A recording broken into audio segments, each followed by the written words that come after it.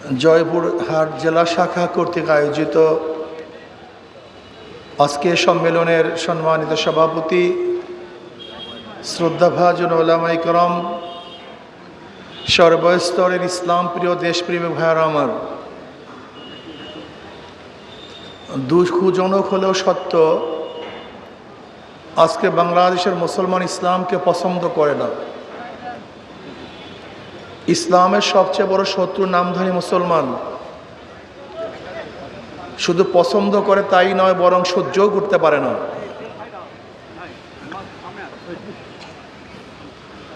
ইসলামী আন্দোলন বাংলাদেশ নিজেদের কোনো বক্তব্য নিয়ে আপনাদের সামনে উপস্থিত হয় নাই। ইসলামী আন্দোলন বাংলাদেশ নিজস্ব কোনো বক্তব্য নিয়ে আপনাদের কাছে উপস্থিত হয়নি। ইসলামী আন্দোলন বাংলাদেশ আপনাদের বক্তব্য নিয়ে আপনাদের সামনে উপস্থিত হয়েছে। ইসলামী আন্দোলন কি চায়? ইসলামকে প্রতিষ্ঠিত করতে চায়। ইসলামী আন্দোলন কি চায়? কোরআন ও সুন্নাহর আইনকে বাস্তবায়ন করতে চায়। এ দাবি তো শুধু আমাদের না, প্রত্যেকটা মুসলমানদেরই দাবি। ইসলামী আন্দোলন বাংলাদেশ কি চায়? আল্লাহর কর্তৃত্ব, নবীর নেতৃত্ব। সবাই বলেন আল্লাহর, সবাই কথা বলেন আল্লাহর কর্তৃত্ব, নবীর নেতৃত্ব। আল্লাহর কর্তৃত্ব, নবীর নেতৃত্ব প্রতিষ্ঠিত করতে চায়। এই ব্যাপারে বাংলাদেশের কোনো মুসলমান তো দূরের কথা, গোটা দুনিয়ার কোনো মুসলমানের আপত্তি থাকার কথা না।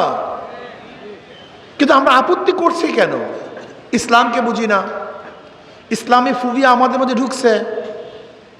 যেহেতু অধিকাংশ মানুষ আমরা ইসলাম পালন করি না, এই ইসলামকে ভয় করি।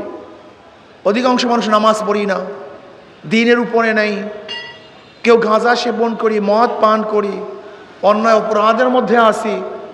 এর জন্য মানুষগুলি ইসলামকে ভয় করে। একদিন এক গাঁজাখোর আমাকে বলতেছিল, ইসলামী হুকুমাত হলে আমার গাঁজার অবস্থাটা কি হবে?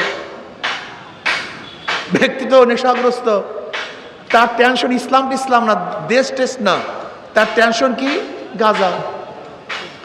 আমি বললাম, ভাই তুমি কি মসজিদে গিয়ে গাঁজা সেবন করতে পারো? বলে না। আমি বললাম কেন? বলে হুজুর পরিবেশ নেই। আমি বললাম ইসলামী হুকুমাত যদি হয় তাহলে গোটা বাংলাদেশটাই মসজিদের পরিবেশ হয়ে যাবে।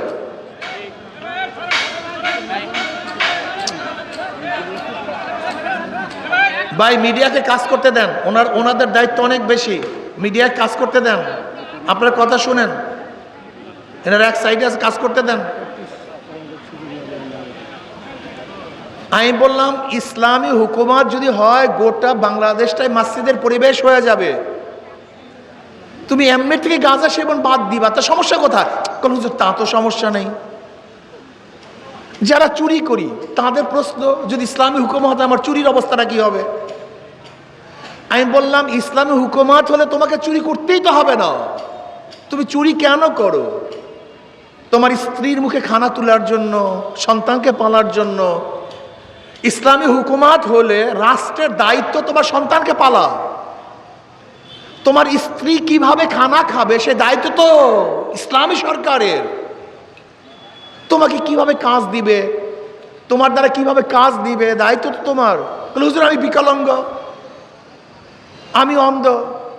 যদি বিকলাঙ্গ অন্ধ হও তা দায়িত্ব গোটাটাই তো সরকার নিয়ে নিবে, তোমার সমস্যা কোথায়? হুজুর তাও তো ঠিক। যারা দাড়ি কাটি তারা মনে করি ইসলামী হুকুমাত আসলে আমাদেরকে ভাগায়া দেবে। আমি তাদেরকে বলি মসজিদ গোটা দুনিয়ার মধ্যে সবচেয়ে পবিত্র জায়গা। দাড়ি ছাড়া যদি মসজিদে ঢুকো তোমাকে কি ইমাম সাহেব বের করে দিছে? কারণ না, আমি মসজিদ থেকে তোমাকে বের করে না, আর বাংলাদেশ থেকে বের করে দিবে। তোমার মাথার মধ্যে ঘিলু আছে? তোমার মাথার মধ্যে ঘিলু আছে মিয়া? হ্যাঁ, মসজিদ সবচেয়ে পবিত্র জায়গা, সেখান থেকে তোমাকে বের করে নেই। আর বাংলাদেশের অপবিত্রতা শেষ নাই, এখান থেকে বের করবে। ইসলামী ফোবিয়া, ঘুষখোরদের মনের মধ্যে সবচেয়ে বড় আতঙ্ক। ইসলাম হুকুমাত আসলে আমার ঘুষের অবস্থাটা কি হবে? তোমার মনই চাইবে না ঘুষ খাওয়ার জন্য। সঙ্গ দোষে সব কিছু ধ্বংস হয়ে যায়। আজকে কেন ঘুষ খায়? পাশের টেবিলে ঘুষ খায় বিধায়ী আমার মনের মধ্যে ঘুষের অভ্যাস আসছে।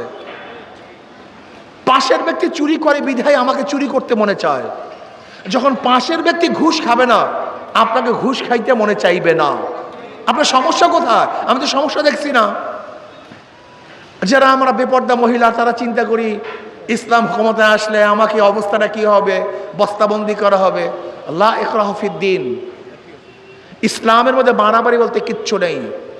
ইনশাআল্লাহ ইসলাম ক্ষমতায় আসলে বাংলাদেশটা এমন একটা সুন্দর পরিবেশ হবে, যেরকম বর্তমান পরিবেশ তোমাকে খারাপ বানিয়েছে, ইসলামী পরিবেশ তোমাকে ফেরেশতা তুল্য বানিয়ে দিবে। বিশ্বাস হয় না আপনাদের? হয় নাই বিশ্বাস? আচ্ছা বলেন তো, এখানে যারা দাঁড়ানো আছেন, আমার বক্তৃতারা শুনছেন, এদের মধ্যে একজন লোক ধূমপান করেন এরকম একজন লোক নাই?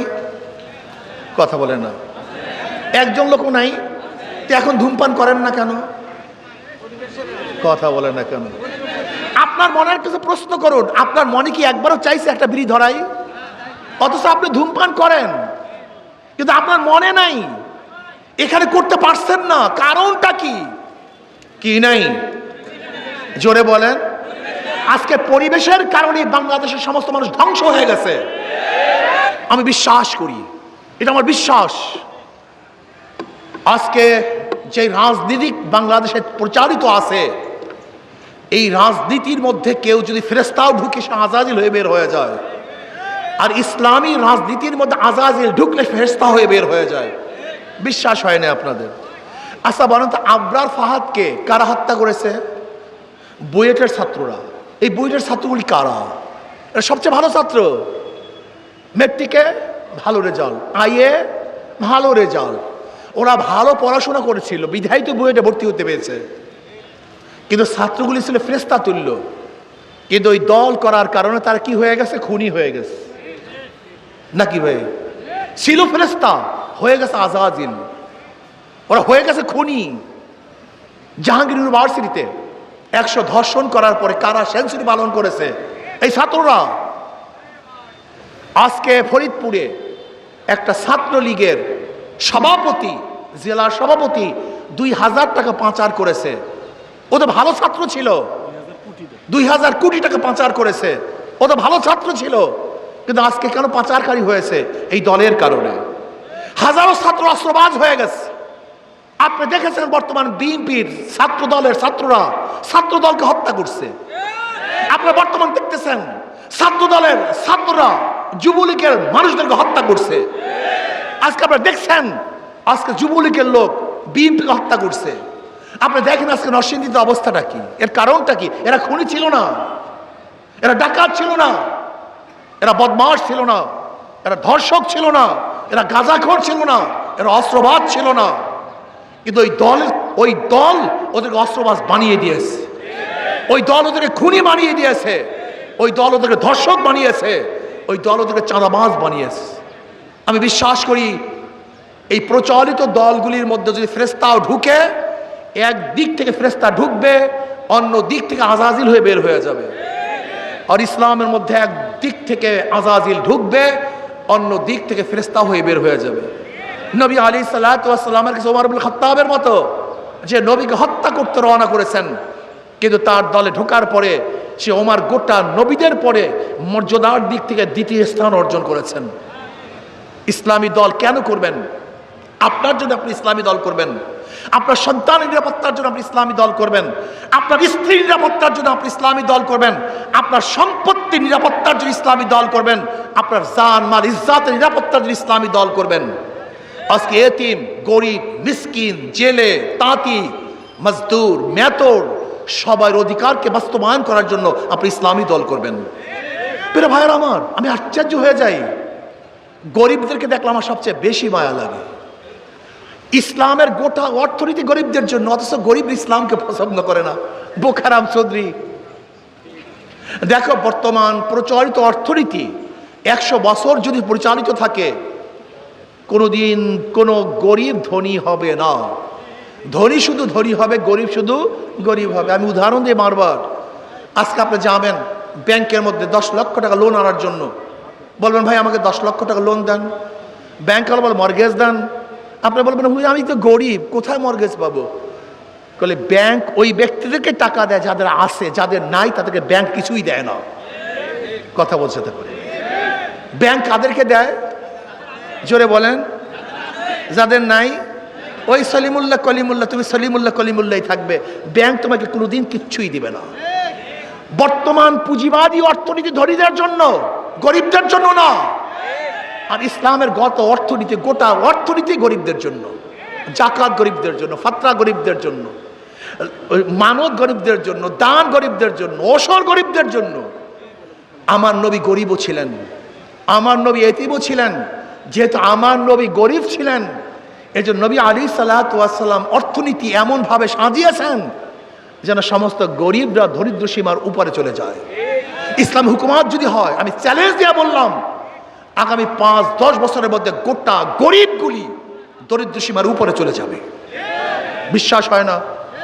ওমর ইবনে খাত্তাব রাদিয়াল্লাহু জামানায়, ওমর ইবনে খাত্তাব রাদিয়াল্লাহু জামানায় ধনীরা জাকাতের টাকা নিয়ে রাস্তায় ঘুরছে, কিন্তু কোনো গরিব ছিল না, সব দরিদ্র সীমার উপরে চলে গেছে। ও গরিব। ইসলাম যদি ক্ষমতা আসে, আমি সেই স্বর্ণযুগ দেখতেছি, আমি সেই স্বপ্ন দেখতেছি। ইসলাম যখন ক্ষমতায় আসবে, সুষম বন্টন হবে, গরিবগুলির মুখে হাসি ফুটবে, খাবো সবাই একত্রিত হয়ে খাবো, সুখ করবো, শান্তি করবো, সবাই একসাথে সুখ শান্তি করব, পরিধান করবো সবাই একই সাথে পরিধান করব, হাসবো সবাই একই সাথে হাসবো, কাঁদবো সবাই একই সাথে কাঁদবো, লড়বো সবাই একই সাথে লড়বো, আনন্দ করবো সবাই একই সাথে আনন্দ করব। এর নাম ইসলাম। ইসলাম গোটা দুনিয়ার মানুষের জন্য, কল্যাণের জন্য আসছে। অথচ বাংলাদেশের মানুষ ইসলামকে পছন্দ করে না। প্রিয় ভাইয়ারা আমার, 53 বছর যারা শাসক ছিলেন, এই জাতিকে মুক্তি দিতে পারেন নাই। আমরা আজকে জিয়াউর রহমান সাহেবের আদর্শের কথা বলি, জিয়াউর রহমান সাহেব এইটা করছেন সেইটা করছেন। আচ্ছা, জিয়াউর রহমান সাহেবের আদর্শের বয়ানে সত্তার সাহেবকে আমরা ক্ষমতায় নিয়েছিলাম না? কথা বলেন। কিন্তু কি উপহার দিয়েছে? থাকতেই পারে নাই। জিয়াউর রহমান সাহেবের আদর্শের বয়ানে আমরা 1991 সনে খালেদা জিয়াকে ক্ষমতায় নিয়েছিলাম না? জিয়াউর রহমান সাহেবের আদর্শের কারণে আমরা 2001-এ দ্বিতীয়বার বিএনপিকে ক্ষমতায় নিয়েছিলাম না? বুঝলাম জিয়াউর রহমান সাহেব এইটা করছে, আপনি কি করছেন? কথাটা বুঝাতে পারি না। জিয়াউর রহমান সাহেব এই ছিলেন, সেই ছিলেন। আমরা জিয়াউর রহমান সাহেবের আদর্শের কারণে তো আপনাদেরকে আমরা সত্তার সাহেবকে ক্ষমতায় বসাইছি, খালেদা জিয়াকে 91-তে ক্ষমতায় বসাইছি, 2001-এ ক্ষমতায় বসাইছি। কিন্তু আমরা কি দেখেছি? জিয়াউর রহমান সাহেবের আদর্শ ভিত্তি করে আপনারা শুধু 1991 থেকে 96 পর্যন্ত দেশকে গোটা দুনিয়ার মধ্যে দুর্নীতিতে 3বার চ্যাম্পিয়ন করেছেন। কয়বার? 1বার 2বার না, 3বার চ্যাম্পিয়ন করেছেন। এটা আমাদের দোষ না, দোষ তো আপনাদের। আমরা তো ক্ষমতায় ছিলাম না। আমরা দেখেছি সেই সময়ের পত্রিকাগুলি আজও আমাদের সামনে আছে, এই চুরি, এই ডাকাতি, এইটা সেইটা। না ভাই, আর কোনো আদর্শ বিক্রি করে আমরা ক্ষমতায় যেতে চাই না। আমরা আল্লাহ রসুলের আদর্শ বাস্তবায়ন করতে চাই। 71-এর চেতনা, অমুকের চেতনা, এই চেতনা বাদ দেন। আমরা মদিনার চেতনা উদ্বুদ্ধ হই, আল্লাহর কর্তৃত্ব প্রতিষ্ঠিত করি, কোরআন ও হাদিসকে বাস্তবায়ন করি। যদি কোরআন ও হাদিস বাস্তবায়ন করতে পারি, ইনশাআল্লাহ দুনিয়াতেও শান্তি, আখিরাতেও শান্তি। প্রিয় ভাইয়ারা আমার, যারা মুসলমান, আমি আপনাদেরকে প্রশ্ন করতে চাই, যদি কেউ বলে আমি শরীয়ত আইনে বিশ্বাসী না, জানি না ফতোয়া কি হবে। এ ফতোয়া আপনারা দিবেন? যদি কেউ বলে আমি শরীয়তি আইনে বিশ্বাসী না, এর ফতোয়া কি হবে আপনারা দিবেন? পিআর সিস্টেমে নির্বাচন চাই। যদি পিআর সিস্টেমে নির্বাচন হয়, তাহলে ফ্যাসিস্ট আর তৈরি হবে না। পিআর সিস্টেমে নির্বাচন হলে কালো টাকা সরাসরি থাকবে না। পিআর সিস্টেমে নির্বাচন হলে পেশি শক্তি ব্যবহার করা হবে না, ভোট ছিনতাই হবে না, লুটপাট হবে না, ডাকাত গুন্ডা বদমাশের ক্ষমতায় যেতে পারবে না। পিআর সিস্টেমে নির্বাচন হলে কোটি কোটি কোটি টাকা নমিনেশন বাণিজ্য আর হবে না। পিআর সিস্টেমে নির্বাচন হলে জাতীয় সরকার গঠন হবে, যেখানে সমস্ত আদর্শের মানুষ থাকবে। পিআর সিস্টেমে নির্বাচন হলে কোনো ভোট আর নষ্ট হবে না। পিআর সিস্টেমে নির্বাচন হলে এমন এক সংসদ হবে যে সংসদের মধ্যে আলোচনার ভিত্তিতে সমস্ত সমস্যার সমাধান খোঁজা হবে। রাস্তায় হরতাল অবরোধ আর করা হবে না। পিআরসি নির্বাচন নিরাপদ নির্বাচন, পিআরসি নির্বাচন আদর্শের নির্বাচন। কাজে আসুন, অবশ্যই আমি অন্তর্বর্তী সরকারকে বলবো, সংস্কার, বিচার এবং আমাদের দাবি হলো পিআরসি নির্বাচন অবশ্যই আপনাকে দিতে হবে। যদি পিআরসি নির্বাচন দেন তাহলে ফ্যাসিস্ট আর বাংলাদেশ তৈরি হবে না। কাজে আসুন আমরা সব ইসলামী হুকুমাত কায়েম করার জন্য চেষ্টা করি। আর একটা কথা বলি, আমার কথা শেষ করব। দেখেন, ওদের সব জায়গায় ধোঁকাবাজি। যারা নৌকা নির্বাচন করে নিজেরা নৌকা চালাতে পারে না, নাকি ভাই? যারা ধানের শেষে নির্বাচন করে নিজেরা ধান কাটতে পারে না। যারা নাঙ্গলে নির্বাচন করে নিজেরা নাঙ্গল বইতে পারে না। নৌকা চালায় কারা? গরিবরা। ধান কাটে কারা? গরিবরা। নাঙ্গল বয় কারা? কিন্তু যারা নির্বাচন করে একজনও গরিব না, মার্কা সব গরিবদের। কিন্তু যারা নির্বাচন করে একজনও, তারা সব ধোঁকাবাজি। ঘুমের সময় নৌকা কেউ বুকে নিয়ে ঘুমায় না, ধানের শীষ কেউ বুকে নিয়ে ঘুমায় না, নাঙ্গল কেউ বুকে নিয়ে ঘুমায় না। কিন্তু হাত পাখা এমন একটা মার্কা যে নির্বাচন করে সেও চালাতে পারে, যারা সমর্থন করে তারাও ঘুরাতে পারে। হাত পাখা প্রয়োজন পুরুষের, হাত পাখা প্রয়োজন মহিলাদের। হাত পাখা শান্তি দেয় গরিবদেরকে, হাত পাখা শান্তি দেয় ধনীদেরকে। হাত পাখা এমন একটা প্রতীক, কারেন্ট ফেল করে, হাত পাখা ফেল করে না। হাত পাখা সবাইকে শান্তি দেয়। হাত পাখা শান্তি দেয় মুসলমানদেরকে, হাত পাখা শান্তি দেয় হিন্দুদেরকে, খ্রিস্টান, বৌদ্ধদেরকে। কাউর মার্কা বুকে নিয়ে ঘুমায় না, কিন্তু ঠিক ঘুমের সময় একটা মার্কাই বুকের উপর থাকে, সেই মার্কাটার নাম হাত পাখা। আমি বিশ্বাস করি হাত পাখা যদি বিজয় হয়, এই জাতি বিজয় হবে। হাত পাখা বিজয় হয়, এই গোটা জনগণ বিজয় হবে, দেশ বিজয় হবে, সমস্ত আদর্শের মানুষ বিজয় হবে। কাজে আগামী মার্কা হাত পাখা মার্কা। ইনশাল্লাহ আশা করি ইসলামী দলগুলো ঐক্যবদ্ধভাবে একটা বাক্স দেওয়ার ইনশাল্লাহ আমরা চেষ্টা করতেছি। যেখানে ইসলামের একটা বাক্স থাকবে আমরা সমৃদ্ধভাবে সেখানেই তাদেরকে ভোট দেবে ইনশাআল্লাহ। আপনাদের জয়পুরহাটের 2টা আসন, এর মধ্যে জয়পুরহাট 1-এ মাওলানা আব্দুল ওয়াদুদ, মাশাআল্লাহ, আলহামদুলিল্লাহ, এই হাত পাখা আল্লাহ তাদেরকে কবুল করে নেন। জয়পুর 2 মাওলানা নাজমুল হাসান, আল্লাহ তাকে কবুল করে নেন। আমার জন্য দোয়া আছে, আমিও দোয়া করি